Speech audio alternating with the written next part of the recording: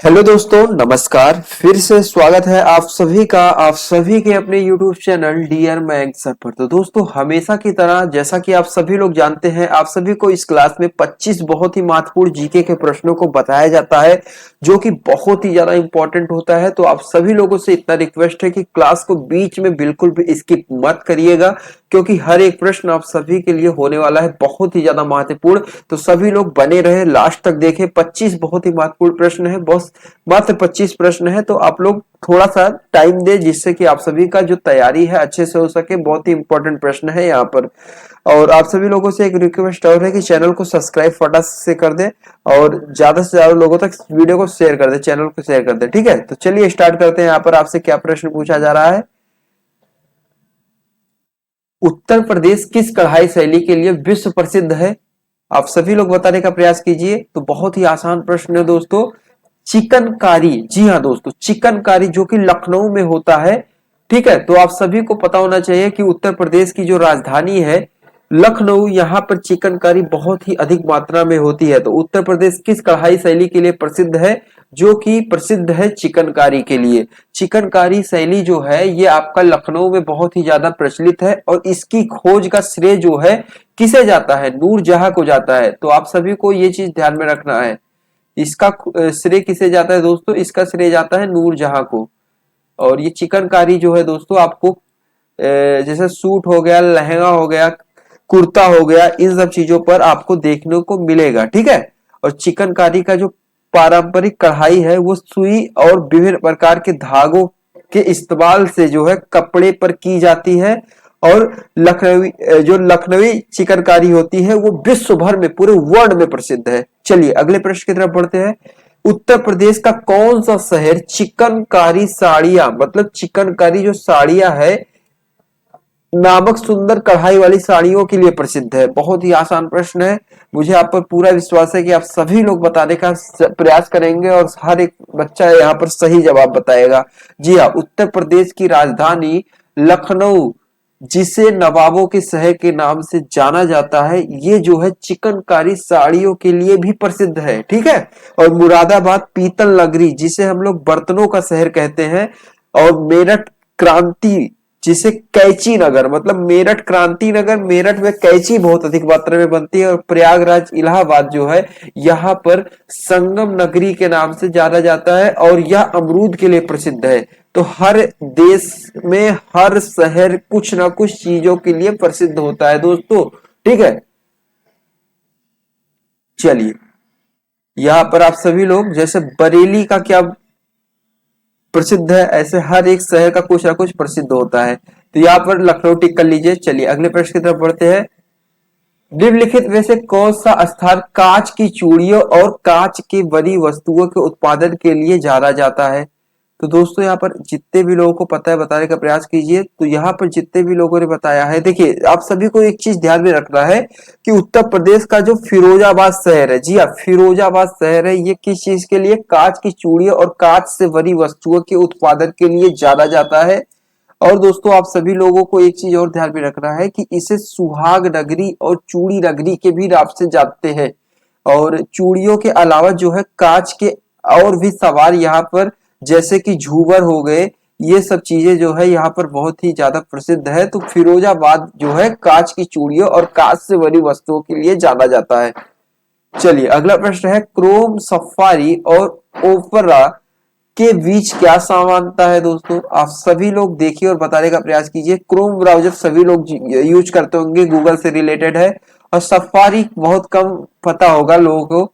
और ओपेरा तो आप सभी लोग जानते हैं। तो ये सभी वेब जो है वेब ब्राउजर के उदाहरण है, मतलब www जिससे हम लोग कहते हैं वेब ब्राउजर के उदाहरण है। और ये जो है वर्ल्ड वाइड वेब पर कोई भी उपयोगकर्ता किसी वेबसाइट पर आवश्यक सामग्री को प्राप्त कर सकता है। ठीक है, तो यहाँ पर जितने भी लोगों को वेब ब्राउजर सही लग रहा है वो लोग यहाँ पर बिल्कुल करेक्ट हो जाएंगे। ऑप्शन नंबर ए आपका यहाँ पर बिल्कुल करेक्ट हो जाएगा दोस्तों। प्यारे दोस्तों, चलिए बढ़ते हैं अगले प्रश्न की तरफ। अगला प्रश्न आप सभी लोगों से पूछा जा रहा है, ध्यान से देखिए। यहाँ पर आप सभी लोगों से पूछा जा रहा है बच्चों, यहाँ पर ध्यान दीजिए। कार्लिंग एडिसिंग और रैंकिंग शब्द किसके संबंध में आते हैं, किससे संबंधित है? आप सभी लोग बताने का प्रयास कीजिए। तो दोस्तों यहाँ पर क्रॉलिंग और आपका जो दूसरा वाला है इंडेक्सिंग और रैंकिंग, ये तीनों खोजी मतलब खोजी इंजन के प्रमुख प्राथमिक कार्य है। तो यहाँ पर खोजी इंजन आपका, जिसे हम लोग सर्च इंजन के नाम से जानते हैं, बिल्कुल करेक्ट हो जाएगा। अगला प्रश्न बच्चों आपके सामने है कि माइक्रोसॉफ्ट वर्ड फाइल में क्लिपबोर्ड की सामग्री को पेस्ट करने के लिए किस कीवर्ड शॉर्टकट का प्रयोग किया जाता है? तो दोस्तों आप सभी को पता होना चाहिए, बहुत ही आसान प्रश्न है। तो दोस्तों यहाँ पर यदि माइक्रोसॉफ्ट फाइल वे क्लिपबोर्ड की सामग्री को पेस्ट करना हो तो हम लोग कंट्रोल के साथ क्या दबाते हैं? कंट्रोल+V कीबोर्ड टाइप शॉर्ट की का प्रयोग करते हैं। ठीक है, तो आपका ऑप्शन नंबर बी वाला बिल्कुल करेक्ट हो जाएगा। बहुत ही आसान प्रश्न है। अगला प्रश्न है, जब माइक्रोसॉफ्ट एक्सेल वर्कशीट के प्रकोष्ठ सेल्स में संख्याएं प्रविष्ट की जाती है तो वे पूर्व निर्धारित स्थित बाई डिफॉल्ट द्वारा होती हैं। किसके द्वारा? बाई और संरेखित, केंद्र में संरेखित, दाई और संरेखित, या आपका समपरावर्तीय जस्टिफाइड। तो दोस्तों यहाँ पर आप सभी लोग देखिए और बताने का प्रयास कीजिए आपका राइट आंसर क्या हो जाएगा। तो जब माइक्रोसॉफ्ट एक्सेल वर्कशीट के प्रकोष्ठों में संख्या प्रविष्ट की जाती है तो वे पूर्व निर्धारित स्थिति द्वारा दाई और संरेखित की जाती है। तो ऑप्शन नंबर सी वाला आपका यहाँ पर बिल्कुल करेक्ट हो जाएगा।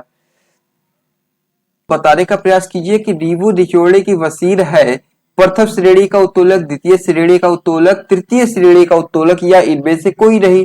तो देखिए मैं आपको बताना चाहूंगा कि आलम, आयास तथा भार एक दूसरे के सापेक्ष स्थितियों के कारण जो है उत्तोलक जो है तीन प्रकार के होते हैं, प्रथम श्रेणी, द्वितीय श्रेणी और तृतीय श्रेणी। तो ये जो नींबू निचोड़ने वाला है ये द्वितीय श्रेणी में आता है। ठीक है, द्वितीय श्रेणी के उत्तोलक में जो है आलम तथा आयास के बीच में भार होता है। ठीक है, तो यहाँ पर जितने भी लोगों ने बताया है नींबू निचोड़ने की मशीन जो है ये आपका द्वितीय श्रेणी के उत्तोलक से रिलेट करता है, वो लोग यहाँ पर बिल्कुल करेक्ट हो जाएंगे। ठीक है, चलिए एक पहिए का कूड़ा ढोने वाली जो गाड़ी होती है ये भी द्वितीय श्रेणी में आती है। चलिए दोस्तों जो है अगले प्रश्न की तरफ बढ़ते हैं। अगला प्रश्न है, जी का मान न्यूनतम होता है विषुवत रेखा पर या उत्तरी ध्रुव पर या दक्षिणी ध्रुव पर या इनमें से कोई नहीं? तो दोस्तों पृथ्वी के गुरुत्वीय त्वरण जी का मान है तो पृथ्वी तल पर विभिन्न स्थलों पर भिन्न भिन्न होता है। तो पृथ्वी तल से ऊपर अथवा नीचे जाने पर जो है दोस्तों जी के मान में परिवर्तन होता है और विषुवत रेखा जी का मान सबसे कम तथा ध्रुव पर सबसे अधिक होता है। ठीक है दोस्तों, आप सभी को यहाँ पर ध्यान में रखना है, विषुवत रेखा पर जी का मान सबसे कम होता है तथा ध्रुवों पर सबसे अधिक होता है। तो जी का मान न्यूनतम होता है किस पर? जी का मान सबसे न्यूनतम होता है विषुवत रेखा पर। तो यहाँ पर ऑप्शन नंबर ए आपका बिल्कुल करेक्ट हो जाएगा। यदि आपसे ऐसा पूछा जाता है जी का मान सबसे अधिकतम किस पे होगा, तो सबसे अधिकतम होता है ध्रुवों पर। चलिए अगले प्रश्न की तरफ बढ़ते हैं। अगला प्रश्न दोस्तों आपके सामने है कि त्वरित चादी निम्नलिखित में से किसका एक उत्पाद है? प्यारे दोस्तों बताने का प्रयास कीजिए आपका राइट आंसर क्या हो जाएगा। तो यहाँ पर आप सभी लोग ध्यान दीजिए कि त्वरित चादी जिसे हम लोग कहते हैं पारा, जी हाँ पारे को हम लोग क्या कहते हैं? त्वरित चादी कहते हैं। प्यारे दोस्तों बढ़ते अगले प्रश्न की तरफ। रक्त के माध्यम से गुर्दे में प्रवेश करता है। तो दोस्तों आप सभी लोग बताने का प्रयास कीजिए। तो यहाँ पर दोस्तों वृक्क में रक्त जो है वृत्त धमनी के द्वारा, जी हाँ वृत्त धमनी के द्वारा जो है गुर्दे में प्रवेश करता है। चलिए अगले प्रश्न की तरफ बढ़ते हैं दोस्तों।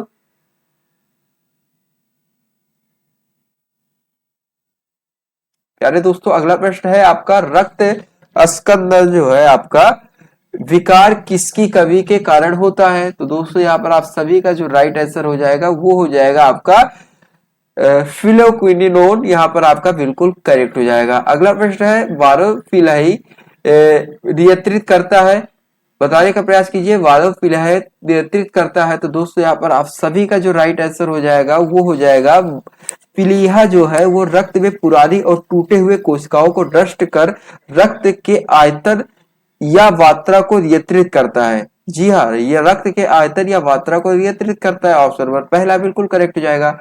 बचे मात्र 10 प्रश्न, ध्यान से देखिए और बताने का प्रयास कीजिए, बीच में क्लास को स्किप मत करिएगा प्यारे दोस्तों। हर एक प्रश्न आप सभी के लिए बहुत ही ज्यादा इंपॉर्टेंट है। आप लोग बताने का प्रयास कीजिए कि जुलाई 2022 में कौन सा जिला जो है देश का पहला हर घर प्रमाणित जिला बन गया? तो दोस्तों यहाँ पर आप सभी लोग देखिए और बताने का प्रयास कीजिए आपका राइट आंसर क्या हो जाएगा। तो यहाँ पर आप सभी लोग देखिए 22 जुलाई की बात है और सन था 2022, जो है मध्य प्रदेश का बुरहानपुर जिला जो है, बुरहानपुर जिला जो है ये आपका हर घर जल प्रभावित जिला बन गया। और इस जिले में जो है 254 गांव सहित जो है 1,19,005 ग्रामीण घरों में जो है घरेलू नल कनेक्शन को उपलब्ध कराया गया।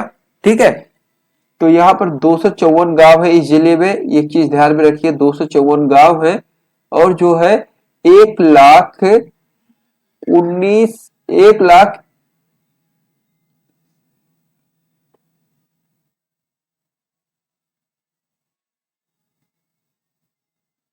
1,19,005, जी हाँ दोस्तों 1,19,005 ये आपका यहाँ पर ध्यान में रखना है।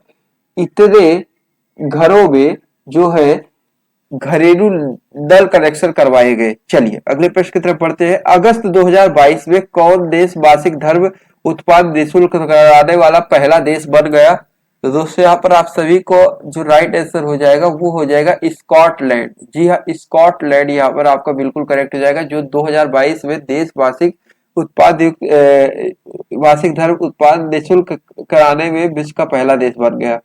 अगला प्रश्न है, अगस्त 2022 में आसियान भारत विदेश मंत्रियों की बैठक कहाँ आयोजित हुई?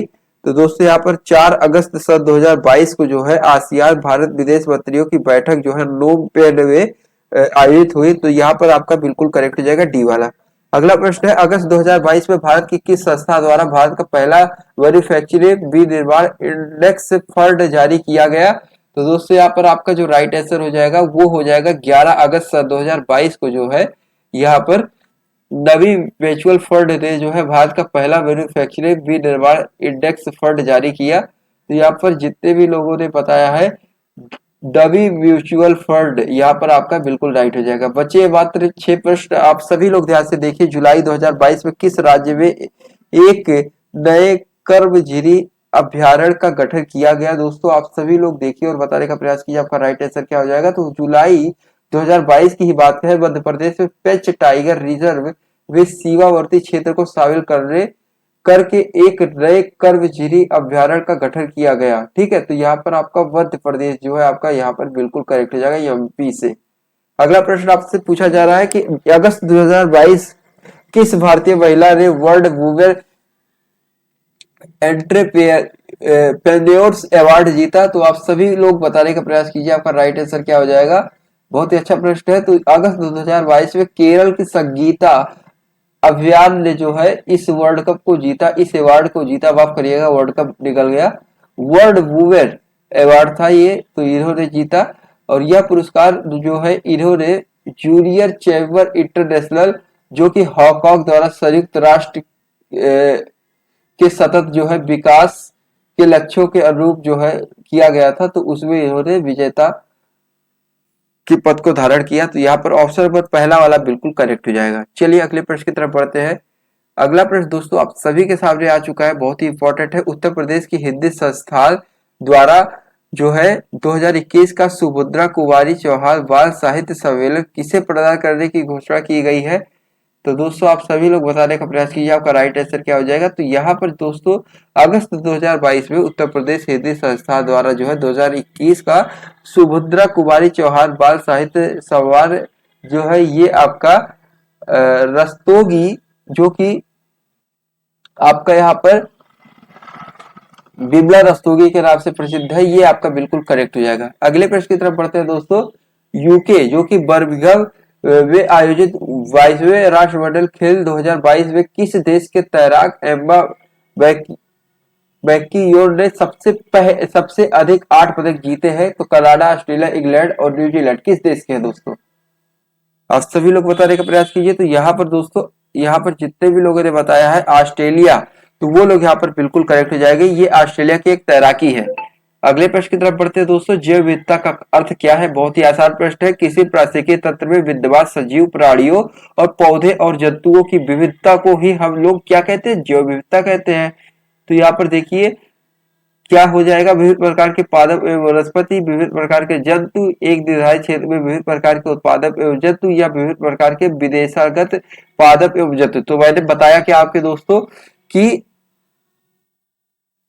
किसी पारिस्थितिकी तंत्र में विद्यमान सजीव प्राणियों मतलब पौधे और जंतुओं, जिसमें पौधे भी हो और जंतु भी हो, ठीक है, विभिन्न प्रकार के पौधे और जंतु जिसमें विद्यमान हो, वो आपके यहाँ पर बिल्कुल करेक्ट हो जाएंगे। ठीक है, यहाँ पर आप सभी लोग देख सकते हैं ऑप्शन नंबर सी वाला आपका यहाँ पर बिल्कुल करेक्ट हो जाएगा।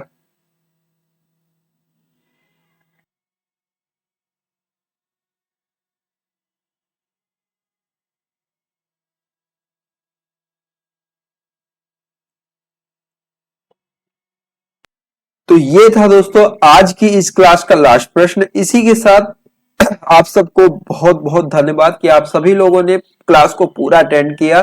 तो इसी के साथ हम लोग चलते हैं, मिलते हैं किसी अन्य वीडियो में। तब तक के लिए धन्यवाद। Take care. जय हिंद, जय भारत। वीडियो अच्छा लगा तो वीडियो को लाइक करें, ज्यादा से ज्यादा लोगों तक शेयर करें। धन्यवाद। जय हिंद, जय भारत।